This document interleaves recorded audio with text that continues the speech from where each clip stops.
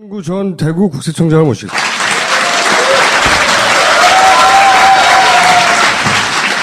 이 도곡동 땅이 이명박 처남의 명의로 있었어요. 잠깐만요. 정정. 네. 처남이 아니라 이명박의 형.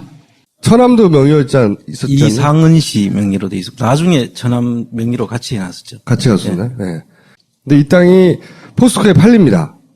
이게 왜 중요한 거래냐면 이 땅을 팔아가지고 다스라는 회사로 들어가죠. 그리고 다스의 돈이 또 BBK로 들어갑니다.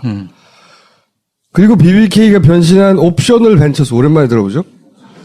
옵셔널 벤처스 주가 조작이 있죠. 그러니까 도곡동 땅의 주인이 다스의 주인이고 다스의 주인이 BBK의 주인인 거예요. 그리고 그 회사가 옵셔널 벤처스로 변한 다음에 주가 조작이 일어났기 때문에 거꾸로 도곡동 땅의 주인이 이명박 전 대통령이면 옵셔널 벤처 주가 조작 사건의 주범이 되는 겁니다. 물론 다 털렸죠. 본인이 있는 동안에는. 근데 대구 국세청에서 하필이면 포스코 세무 조사를 하다가 이 도곡동 땅의 실소유주가 이명박으로 돼 있던 전표를 확인한 거예요. 오래된 사건입니다, 이미. 그때 안원구 전 국세청장이 내가 그 전표 봤다고 하셨죠. 전표였나요? 쪽지였나요? 전표 형태로 아마 감사실에서 그 당시에 네. 그 당시에 한참 박근혜 씨와 이명박 씨가 후보 경선을 하고 있었죠. 2007년에. 네. 그 시점에 아마 김만재 당시 포스코 회장하고 이야기들이 설왕설래가 있었습니다. 그 당시에. 있을 때,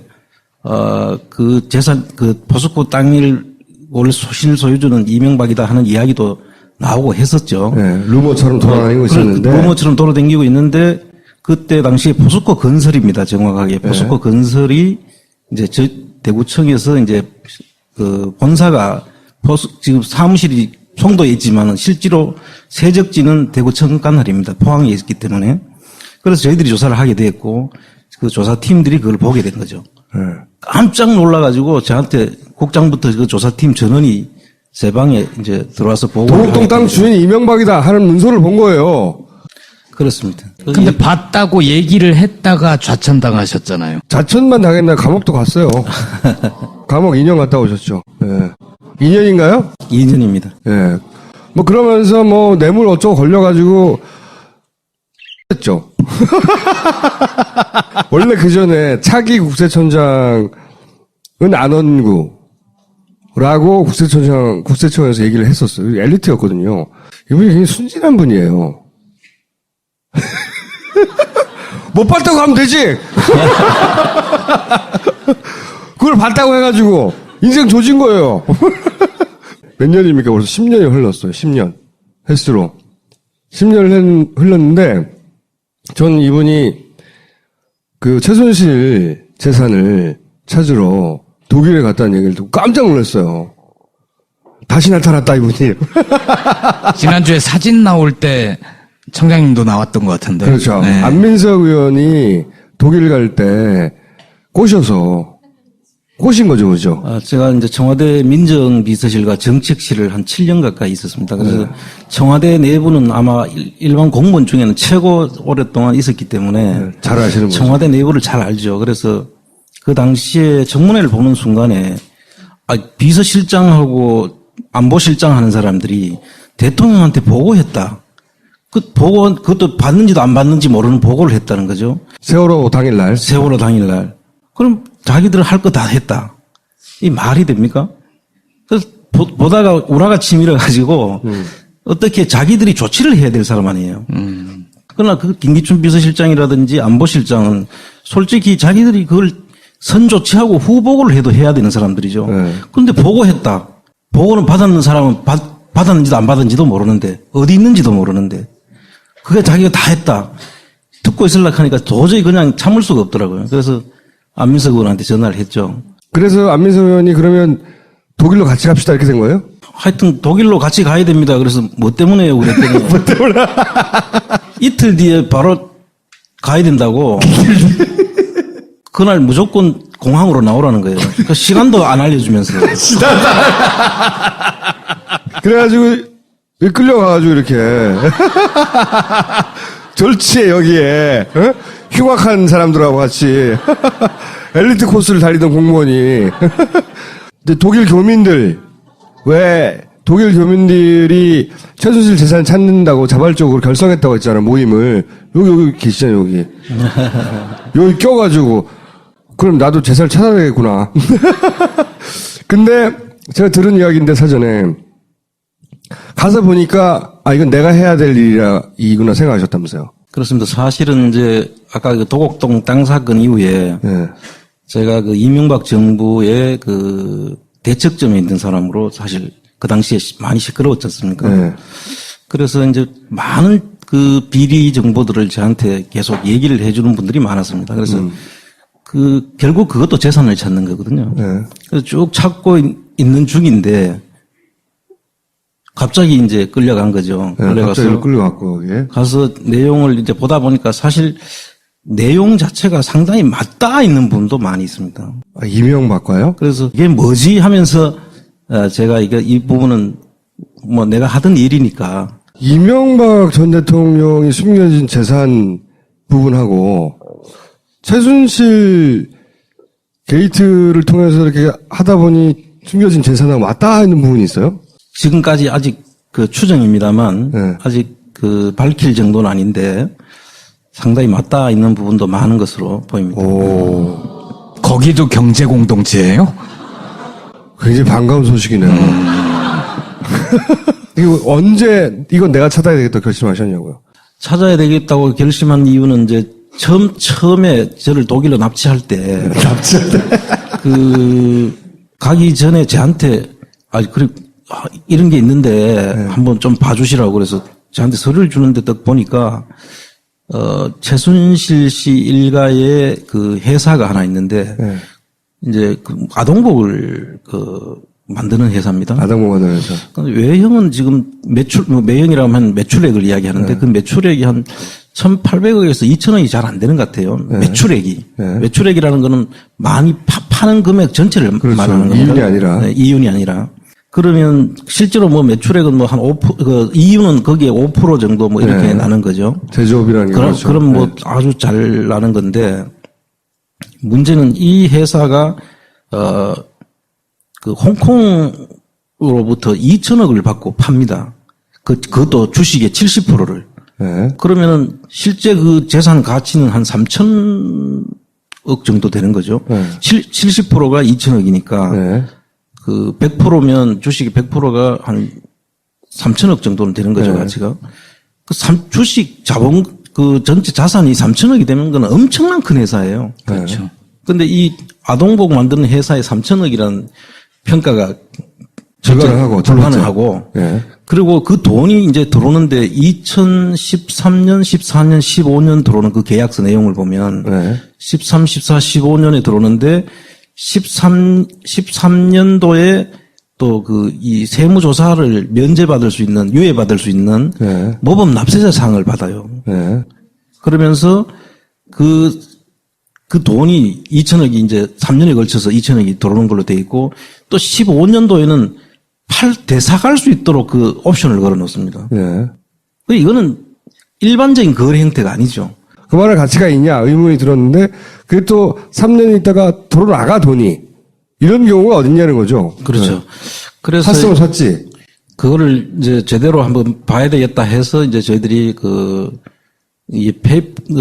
가정도를 쭉 보니까 그냥 바로 외국에서 돈이 들어오는 게 아니에요. 네덜란드에 있는 AEA라는 그 록펠러 자산관리 회사인 것 같아요. 그 회사에서 출발해가지고 인베스트먼트라는 퍼펙트 인베스트먼트라는 페이퍼 컴퍼니를 통해가지고 다시 그 홍콩에 있는 리엠펑 아시아라는 회사를 통해가지고 들어오는 걸로 이 회사에 들어오는 걸로 그렇게 돼 있는데 이 외국에서 어떻게 그 한국 회사가 조그마한 그 아동복 회사가 그 외국에서 그렇게 인기가 있어가지고 그 주식을 살라고 했으며 그 돈도 우리가 보기에는 엄청난 가치의 돈을 주고 산 것이며 그래서 그 돈이 그럼 또 70%를 2천억에 팔았으면 그 개인들이 가지는 거거든요. 회사에다 투자를 하는 것이 아니라 네. 주식을 팔아버리니까. 개인 소유의 주식을 네. 70%를 구주를 가져간 거란 말이죠. 그러면 그 70%의 돈이 2천억이 들어가 어디로 갔는지 여기에 대한 이제 저희들이 추적을 그 해봐야 회사 주인 최순실 씨 가족 회사 그 회사 주인이 가져간 거거든요. 2천억을. 그래도 2천억 어디 갔냐 이거죠. 그렇습니다. 네. 그런 2천억을 쏜 회사에 본사를 갔더니 이거였어요. 여기 2천억 지난주에 이제 방송에 나왔었죠. 여기서 2천억을 쐈는데 여기 근무하는 사람은 그 2천억을 쐈다는 사실 자체도 모르는 그렇죠. 사람이고. 자기들은 그 회사에 대해서 아는 전혀 모른대요. 그분도 명의만 빌려준 건가요? 아니 이분들은 명의가 아니고 이제 그런 페이퍼 컴퍼니를 관리하는 그냥 페이퍼 컴퍼니로 그냥 이렇게 이름 올려주고 뭐 얼마 받는 그런 회사라. 그러면 그 돈이 2천억이 들어갔다가 그 개인한테 다시 밖으로 나왔을 수도 있겠네요. 그래서 이제 그 자금은 네. 이제 수사권을 가지고 한번 확인을 해봐야 된다고 저는 생각합니다. 한국 검찰이 독일 검찰이나 네덜란드 검찰 쪽에 협조 요청을 하면 가능한가요? 그렇죠. 찾으려고 하면 우선 그 외국에 있는 재산들은 일단 이 속지주의에 적용을 받기 때문에 속지주의에 의해서 그 나라의 법에 의해서 일단 그 확인을 할 수 있습니다. 저희들이 확인하기는 불가능하고요. 그래서 독일 검찰과 국세청 쪽하고 협조를 받아서 이 부분들을 이제 저희들이 그 추적을 해야 되는데 저희들이 갔을 때 헤센주 검찰청을 찾아갔었어요. 그래서 검찰청 차장하고 담당 그 검사를 만났을 때 이 한국에서 그 권한 있는 한국 기관에서 협조 요청을 해주면 자기들도 최선을 다해서 하겠다라는 확답까지 저희들이 받고 왔습니다. 그게 참 아무도 안 시켰는데 혼자서 이렇게. 그게 제가 궁금한 건 그거예요. 왜 그런 결심을 했냐고 다시 여쭤보지만.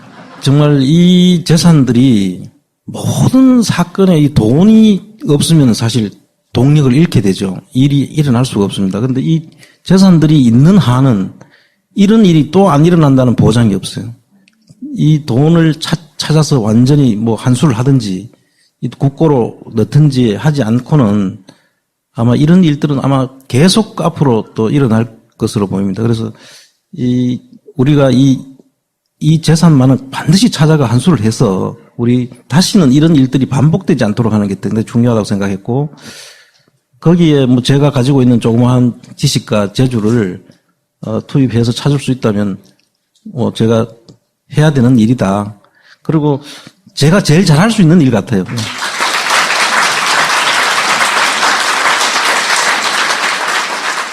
이게 이제 그 안민석 의원이 자기가 거기 가가지고 파악한 독일의 법인을 설립한 회사들 명의고 최순실이 설립한 회사들 거기서 새끼를 치고 뭐 이렇게 해가지고 92년부터 시작해가지고 2016년까지 요거보다 더 많은데 눈에 띈 거 정리한 표예요.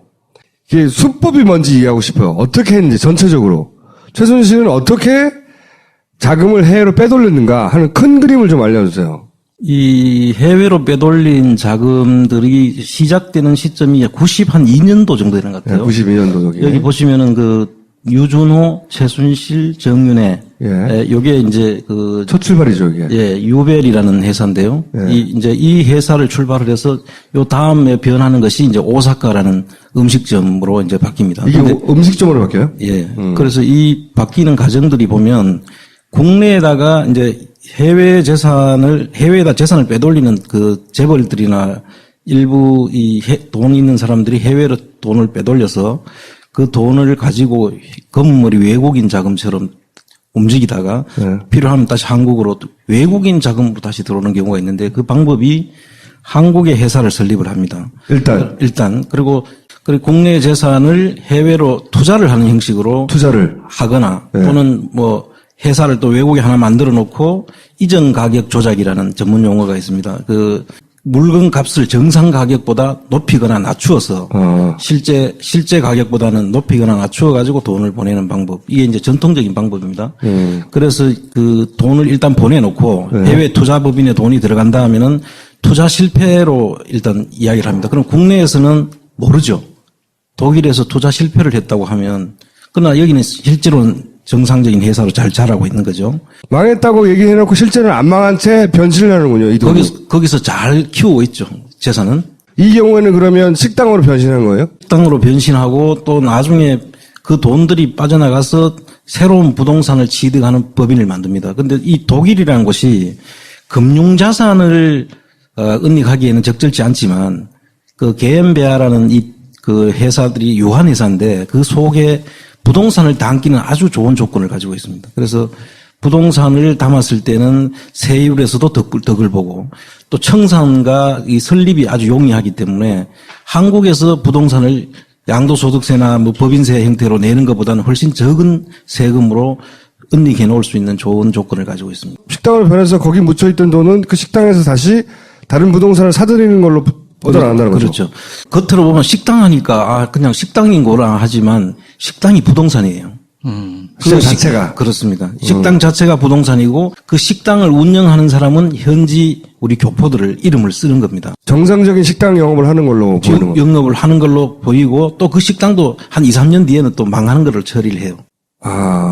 그리고 또 다른 데로 옮겨갑니다. 계속 그런 식으로 해서 이게 그러면 그런 식으로 새끼를 치는 회사들이에요? 여기는 뭐 식당도 있고 뭐 컴퓨터 유통업체도 있고 뭐 별별 게 다 있지 않습니까? IT도 있고 뭐 많아요. 페이퍼 컴퍼니. 형태는 뭐든 간에 그 속에는 부동산이 들어 있습니다.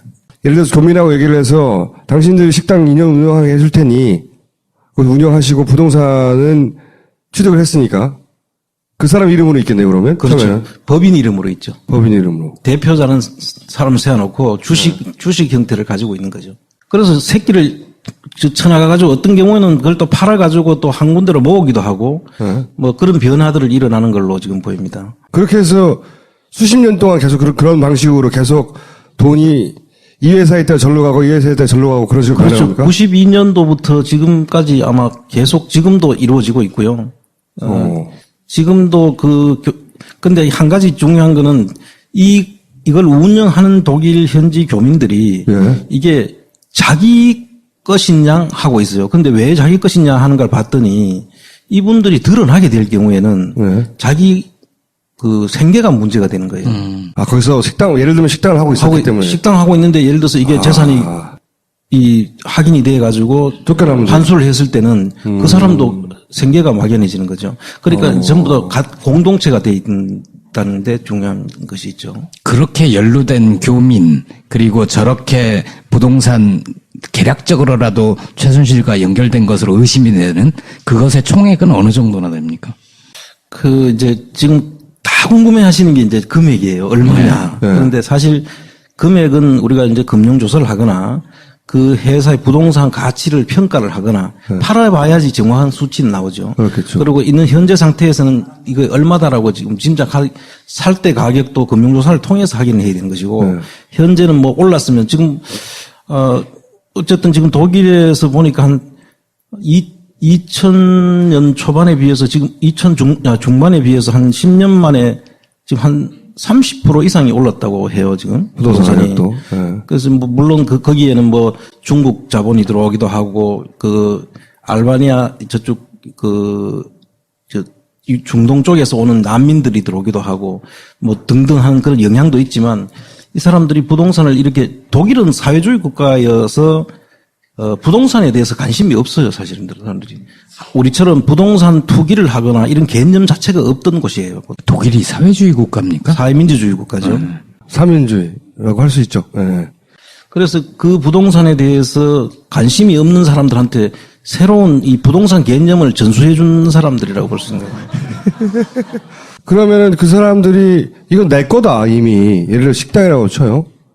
이 식당은 내 거다라고 주장해버리면 아니다 그거는 당신 게 아니다라고 말하기도 쉽지 않겠는데요? 그래서 그러한 조치들을 했는 내용을 저희들이 이제 파악을 해야 됩니다. 근데 그럼 어떻게 이 관계를 우리가 그렸느냐 하면 여기에 움직이는 사람들이 점조직처럼 조직을 만들어서 그 밑에 움직이는 사람들이 계속 그 사람들이 움직입니다.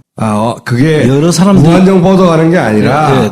하는 사람이 계속 한다는 거죠? 물론 그 한 줄기로 보면 그 사람들이 또 뭐 대를 이어서 하는 사람도 있고 대를 이어서. 하기도 하지만 그 옆으로 뻗어 나가는 걸 보면 그 사람들이 이름이 또 여기도 나타나고 아하. 동일인들이 여러 군데 이름이 나타나기 때문에 우리한테 그 의심의 대상이 된 거죠. 저희들 사실 수사권도 없고 조사권도 없기 때문에 그러니까요. 정확하게 이걸 파악하는 데는 많은 애로가 있었습니다.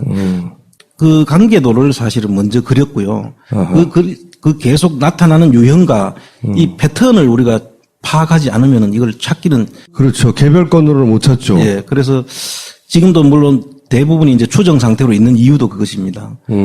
저희들은 뭐 정황적으로는 확신을 가지지만 추정을 할 수밖에 없는 이유는 이걸 금융조사라든지 이 검찰 수사나 해서 이 확인을 받지 않는 다음에 그 사람들 당신들 맞지 않느냐 이렇게 확정을 할 수가 없죠. 근데 이제 그러면 그런 주요 인물의 그룹핑과 그 그룹핑을 통해서 나타난 패턴이 파악이 된다는 거죠. 예, 지금 이제 거의 파악을 다 했고요. 1차 갔을 때는 처음에 1차 내가 독일에 갈 때만 해도 사실 과연 그럴까? 그 서류를 하나 봤을 때 충분히 개연성이 있다 하고 가서 그 정황들을 확인하러 다녔고요. 두 번째 갔을 때는 상당 부분을 유형과 실체를 거의 다 확인하고 왔고. 전문가가 보시기에 맞던가요? 거의 확실하지 않느냐. 신뢰도가 확 높아지는데요. 지난주 두 사람은 영하면 안민석 의원이 참 열심히 하는데 결과물이 잘 안 나오거든요. 안민석 의원의 경우에는 내가 참 대단한 촉이다. 이 전문가들은 사실 이 촉보다는 전부 자료나 서류에 의해 가지고 저희들이 확인하려는 그런 경향이 있는데 이분은 그 전문적인 지식은 없지 않습니까? 근데 분명한 거는 그 촉이 정말 제가 혀를 내두를 정도였고 예를 들어서 대화 속에서 그럴 것이다라고 하면 우리가 가서 제가 보면은 거의 그 근거를 우리가 찾을 수 있을 정도로. 예를 들어서 얘기하다가 저 물건은 말이야 틀림없이 이렇게 해서 이렇게 됐을 거야 라고 했는데 실제 가보면 그런 식이더라. 예, 근데 이제 이분들의 경우에는 이제 서류나 이런 독일에 가면은 머니하우스라는 제도가 있습니다. 머니하우스라는 게 독일의 등기소하고 그 주식 게엠베아를 설립하면 게엠베아의 그 유한회사를 설립하면 그 등기소하고 연결이 돼 가지고 어떤 사람들이 이 법인을 만들었는지와 자본금이 얼마인지 뭐 파산할 확률이 얼마인지 뭐 이런 등등의 그 자료들을 우리나라는 지금 그 제도가 없는데요. 그 머니하우스라는 그 사이트가 있습니다. 그 사이트를 통해 가지고 그래서 여기 등장하는 인물들이 그 사람들이 여기도 나타나고 저기도 나타나고 했을 때 이걸 저희들이 확정하고 관계도를 그릴 수가 있는 거죠. 예, 그 정보는 접근이 가능하고요. 그렇죠. 이게 정말 이게 그냥 일반적인 세무조사와 이런 형태와는 전혀 다른. 굉장히 투명성이 높아지겠네요, 그러면. 그렇죠. 그래서 그 자료들을 토대로 해서 현장에도 가보고 그분들 만나보고 정말 현장을 발로 뛰면서 확인해서 확정한 거죠. 저희들 나름대로는. 거의 확신하시게 된 거고요. 그렇습니다. 예를 하나 들면요. 이분들의 조력인으로 보이는 그 분들이 있는데 그 조력인들이 회사를 가지고 있다가 그냥 그분이 회사를 파산을 합니다. 가지고 있다 그냥 파산을 해요? 파산을 하는데 그 독일에 있는 독일에 지금 한 40년생 되는 그 독일인이 그 회사를 다시 또 하는 걸로 지금 명의를 빌려줬을 가능성이 명의를 빌려줬는데 그분이 왜 우리가 주목을 하냐면 독일 현지 그 언론에 이분은 명의를 빌려주고 $5씩 받는 명의 장사예요. 그래서 그 사람들 밑으로 뭐 회사가 23개가 만들어져요. 그 사람 명의 빌려준 사람이 그 명의로. 근데 그 사람은 실질적인 이분은 그 능력이 없는 사람이고 독일 언론에서조차 그런 명의 빌려주는 사람으로 해서 보도가 된 사람입니다. 다른 사건에서 연루돼가지고. 그렇죠. 그래서 차명을 하면서 뭐 $5를 받는데요. 5유로를 받는다든가. 그래서 그걸 받고 하는 사람들 밑에 회사가 20몇 개씩 있는 거예요. 그런데 최순실 자금으로 의심되는 것이 그 사람 이름으로 해서 숨겨져 있다는 거죠. 숨겨져 있더라. 그럼 반드시 그 뒤에는 그 최순실 씨 일가의 그 제일 위에 단계에서 관리하는 사람이 있을 걸로 보고 있는 거죠. 그러면 최순실 씨 자금이 최소한 그 사람 밑으로 23개 회사에 흩뿌려져 있거나. 그렇죠. 혹은 그 각각의 회사가 다 필요했으니까 만들었을 테니까 그 회사들이 또 부동산을 가지고 있거나. 그렇죠. 우리가 파악한 관계도에 의하면은 최순실 씨 일가의 재산을 관리하는 사람의 조력인이었던 거죠. 근데 그런 짓을 하루 이틀이 아니라 90년부터 시작해가지고 지금 얼마 한 거예요? 30년 가까이 한 거잖아요. 27년, 8년 동안. 그럼 엄청나게 많은 그런 반복과 세탁이 이루어졌을 거 아닙니까? 그 세탁도 하고 뭐 또 다른 재산으로 바뀌었다가 네. 지금 뭐 그 변화가 무상합니다. 그리고 등장하는 인물도 너무나 버라이어티해서 사실 이걸 하면서 제일 힘든 게 사람 이름 외우는 것이에요. 총 몇 명 정도 등장합니까? 뭐 너무 많아서 거기다가 중간중간에 독일인도 끼우고 그러니까 뭐 이게 정말 그냥 인내를 가지고 따라가지 않으면 정말 추적하기가 힘든 그런 정도입니다. 이게 사실 그 세무 관련해서 국세청에 근무했다고만 해서 이걸 찾을 수 있는 게 사실 아니에요. 그 우리가 보통 국세청에서 세무조사를 할 때는 장부를 중심으로 금융조사를 해서 따라가는데 이건 저희들이 할 수가 없는데 지금 저희들한테 주어진 칼이나 뭐 무기가 없는 상태에서 이걸 조사를 해야 되니까 정말 추정하고 관계도를 그리면서 하나씩 그 단서를 확인하는 그런 작업들을 거쳐서 그리고 어떤 권한이 있으면 찾아낼 수 있겠냐 제가 여쭤본 적 있잖아요. 그것 좀 자세히 얘기해 주세요. 근데 지금 이제 그 말씀드렸다시피 지금 독일에 있는 재산은 국내에 있지 않고요. 그다음에 이제 그쪽 협조도 받아야 되고 그다음에 이게 많이 꽈놨잖아요. 그렇죠. 오랜 세월. 오랜 세월을 꽈놨고 또 국내 부분으로 오면 정말 여러분들이 들으면 그 신문에서 사건 사고에나 볼 수 있는 그런 형태로 지금도 자행되고 있는 것 같아요. 그런 형태들이 지금 해외만 지금 이야기를 하는데 이 국내에는 지금 더 정말 버라이어티하게 벌어져. 여기는 부동산이지만 국내에 오면은 금융을 가지고 뭐 심지어 주가 조작, 기업 사냥. 그다음에 옛날에 저축은행 사건하고도 다 맞닿아 있는 것 같아요.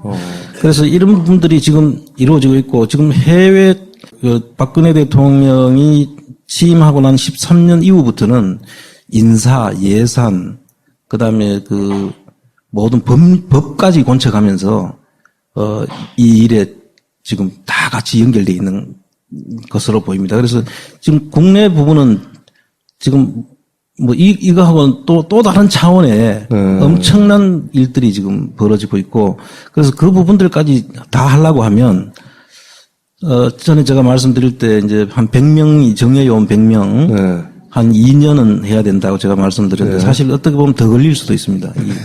그런 너무나 다양하기 때문에.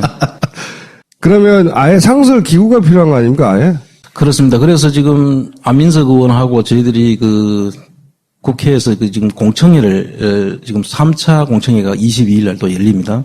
근데 그 특별법을 만드는 공청회입니다. 그 특별법 속에 재산조사위원회, 그다음에 몰수 한수 할 수 있는 그 위원회 이걸 두 개를 이제 처음에 같이 시작을 하다가 이 몰수 한수까지 가면은 또 저쪽 사람들한테 조금 통과하는 자체가 어려우니 일단 조사부터 하자 해서 지금 3차 공청회는 조사위원회를 주로 하는 특별법을 지금 먼저 만드는 작업을 하고 있습니다. 그런데 이 부분에 대해서 우리 국민들의 관심이 같이 돼야 되고요. 지금 최순실 씨 일가는 뭐 탄핵으로 끝난 게 아니죠. 이거는 지금부터 시작이라고 해도 과언이 아닙니다. 한 3년 정도 필요해요, 그러면? 그 법 소개는 지금 4년으로 해놨습니다. 4년. 해놨는데, 어쨌든 이게 금융조사가 중심이 돼야 됩니다. 이게 확정을 하기까지는 우리가 충분히, 정황적인 이야기는 뭐 이렇게 할 수 있지만. 아무런 조사권 없이 혼자 하는 건데, 이제 앞으로 이게 확정을 하고 실질적으로 이 돈이 맞다라는 것까지 가려 그러면 그쪽에서도 뭐 여러 가지 저항이 있지 않겠습니까? 그렇죠. 다시 그냥 뭐 와서 숨긴다든가. 여기 있습니다 하고 내놓지는 않을 거죠. 그래서 그 부분들을 저희들이 찾고 확정을 하려 그러면 그 시간이 상당히 오래 걸리고 그런 다툼이 또 있을 수 있고 그래서 그런 부분들을 저희들이 이제 감안하면 사실 그 시간도 짧은 시간이죠. 박근혜 전 대통령 보세요. 지금 뭔가 난 죄를 지어서 이제 벌을 받아야지 이런 얼굴이에요? 전혀 아니거든요. 그건 제가 볼 때는 그 힘은 돈이에요. 돈을 뺏어야 돼요. 돈이 없으면 절대 그렇게 할 수 없죠. 자, 그러면은 다음 시간에 나올 때는 최순실 국내 재산 어떻게 해먹었나 고편을 하기로 하고 오늘 여기까지 하겠습니다. 감사합니다.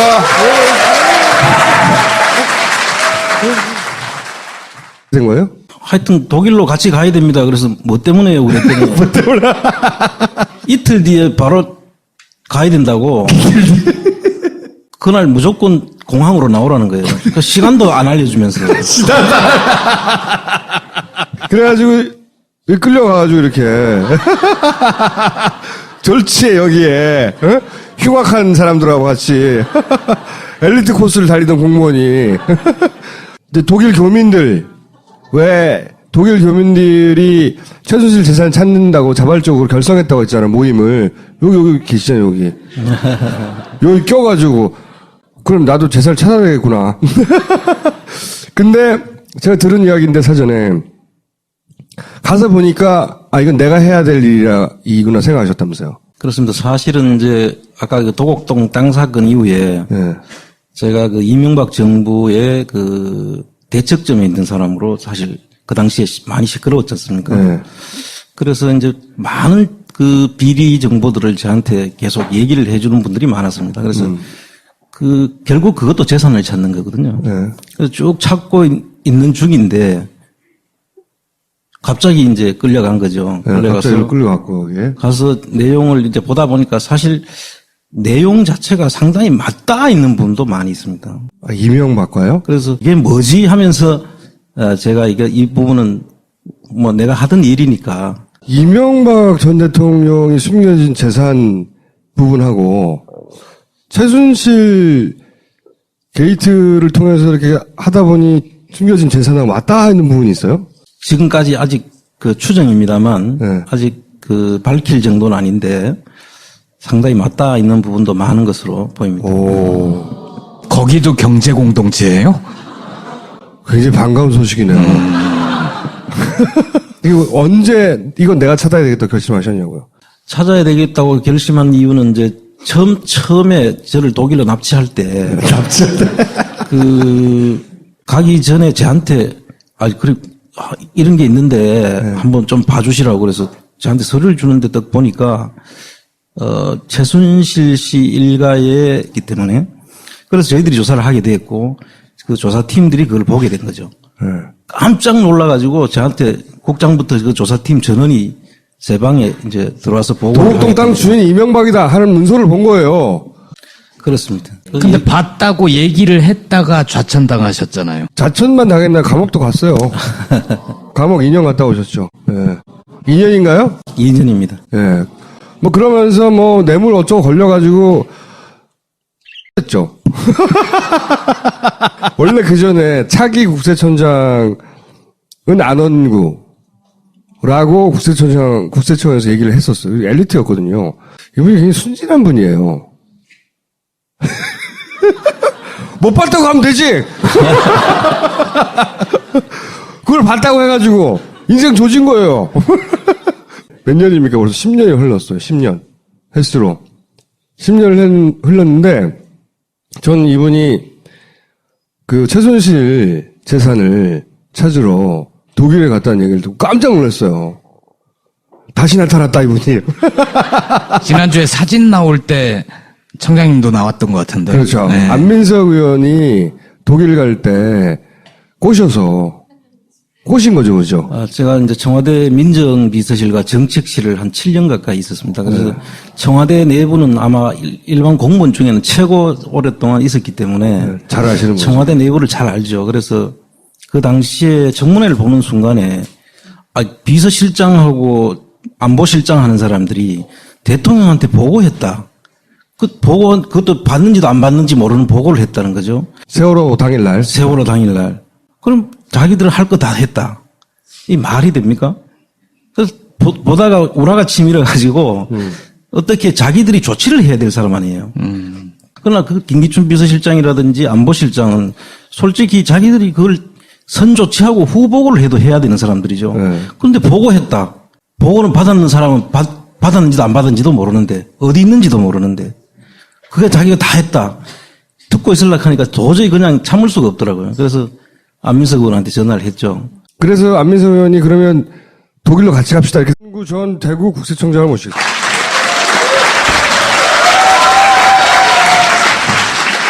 이 도곡동 땅이 이명박 처남의 명의로 있었어요. 잠깐만요. 정정. 네. 처남이 아니라 이명박의 형. 처남도 있었지 않나요? 이상은 씨 명의로 돼 있었고 나중에 처남 명의로 같이 해놨었죠. 같이 갔습니다. 네.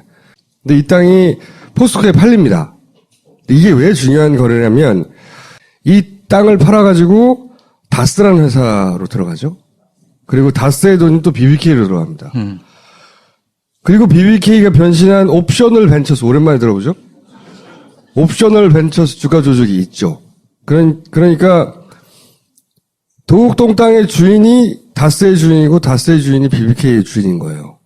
그리고 그 회사가 옵셔널 벤처스로 변한 다음에 주가 조작이 일어났기 때문에 거꾸로 도곡동 땅의 주인이 이명박 전 대통령이면 옵셔널 벤처 주가 조작 사건의 주범이 되는 겁니다. 물론 다 털렸죠. 본인이 있는 동안에는. 근데 대구 국세청에서 하필이면 포스코 세무 조사를 하다가 이 도곡동 땅의 실소유주가 이명박으로 돼 있던 전표를 확인한 거예요. 오래된 사건입니다, 이미.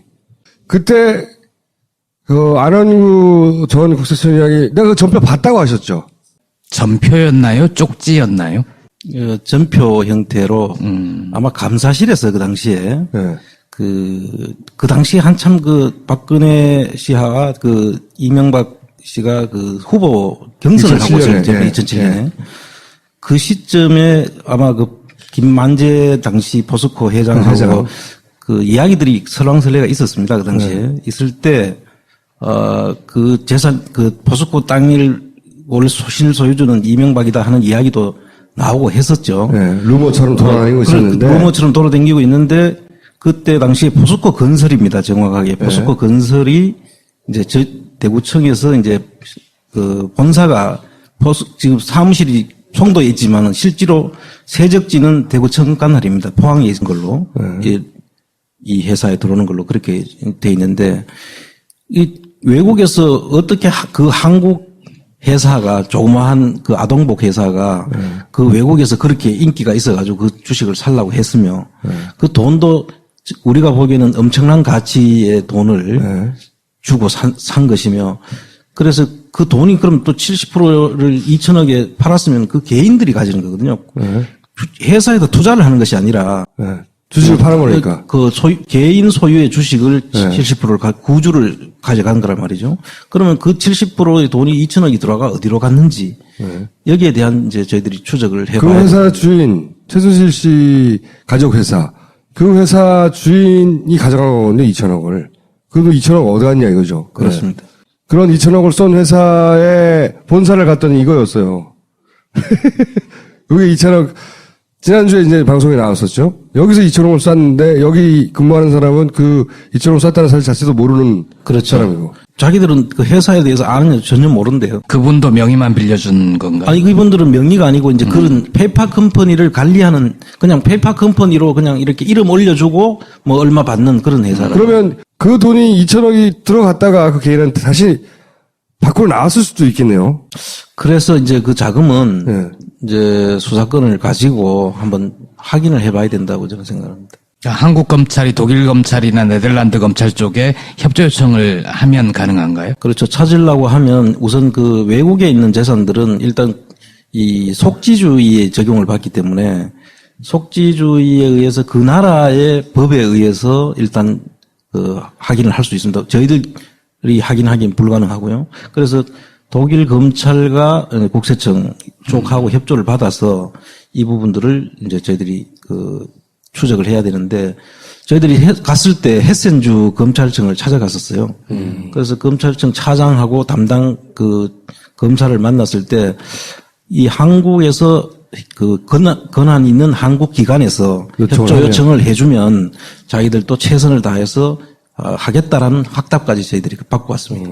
이게 참 아무도 안 시켰는데 혼자서 그 회사가 하나 있는데 이제 아동복을 만드는 회사입니다. 아동복 만드는 회사. 외형은 지금 매형이라고 하면 매출액을 이야기하는데 그 매출액이 한 1,800억에서 2,000억이 잘 안 되는 것 같아요. 매출액이. 매출액이라는 거는 많이 파는 금액 전체를 그렇죠. 말하는 겁니다. 이윤이 아니라. 네, 이윤이 아니라. 그러면 실제로 뭐 매출액은 뭐 한 5%, 이윤은 거기에 5% 정도 뭐 이렇게 나는 거죠. 제조업이라는 게 그렇죠. 그럼 뭐 아주 잘 나는 건데 문제는 이 회사가 그 홍콩으로부터 2천억을 받고 팝니다. 그것도 주식의 70%를. 네. 그러면은 실제 그 재산 가치는 한 3천억 정도 되는 거죠. 네. 70%가 2천억이니까 네. 그 100%면 주식이 100%가 한 3천억 정도는 되는 거죠, 네. 가치가. 주식 자본 그 전체 자산이 3천억이 되는 건 엄청난 큰 회사예요. 그렇죠. 근데 이 아동복 만드는 회사에 3천억이라는 평가가 불가능하고 불가능하고 예. 그리고 그 돈이 이제 들어오는데 2013년, 14년, 15년 들어오는 그 계약서 내용을 보면 네. 13, 14, 15년에 들어오는데 13년도에 또 그 이 세무조사를 면제받을 수 있는 유예받을 수 있는 네. 모범 납세자상을 받아요. 네. 그러면서 그 돈이 2천억이 이제 3년에 걸쳐서 2천억이 들어오는 걸로 돼 있고 또 15년도에는 되사갈 수 있도록 그 옵션을 걸어 놓습니다. 네. 이거는 일반적인 거래 형태가 아니죠. 그만한 가치가 있냐 의문이 들었는데 그게 또 3년 있다가 돌아나가 돈이 이런 경우가 어딨냐는 거죠. 그렇죠. 네. 그래서 샀으면 샀지. 그거를 이제 제대로 한번 봐야 되겠다 해서 이제 저희들이 가정도를 쭉 보니까 그냥 바로 외국에서 돈이 들어오는 게 아니에요. 네덜란드에 있는 AEA라는 그 록펠러 자산관리 회사인 것 같아요. 그 회사에서 출발해가지고 인베스트먼트라는 그 퍼펙트 인베스트먼트라는 그 페이퍼 컴퍼니를 통해가지고 다시 그 홍콩에 있는 리엠펑 아시아라는 회사를 통해가지고 들어오는